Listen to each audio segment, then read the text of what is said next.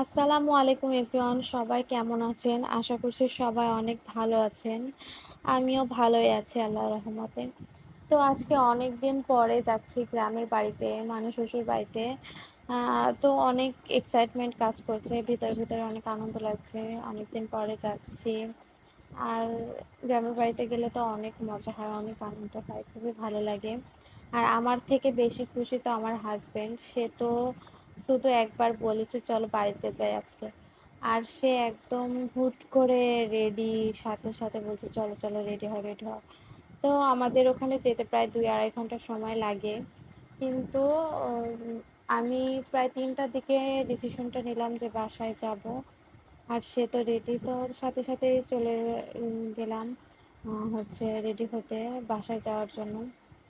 তারপরে বাড়িতে যেয়ে দেখি শাশুড়ি মা আমার জন্য এই যে পিঠা বানাচ্ছে। আমার এই পিঠাটা অনেক বেশি ভালো লাগে। দেখুন কি সুন্দর ফুলছে, ফুলকো ফুলকো এই পিঠাটা হয়, আমার এত ভালো লাগে খেতে, এখনো আমার মুখে পানি চলে আসছে। তো এটা আমি হাজারবার বানাতে গেছি, হাজারবার ফ্লপ হয়েছে। আমি কখনোই এটা বানাতে পারি না, কেন তা জানি না, কি ভুল হয় বা কি হয় না আমি বুঝতে পারি না, আমার হয়ই না। তো আমার শাশুড়ি এত সুন্দর করে বানায়, আমার শাশুড়ি যদি ঘুমাতে বানায় তাও এত সুন্দর হয় তার হাতের এই পিঠাটা। তো তারপরে এদিকে রান্না বাড়া হচ্ছিল, রান্না বাড়া প্রায় শেষের দিকে ছিল, লাস্ট এটা রান্না হচ্ছিল। তো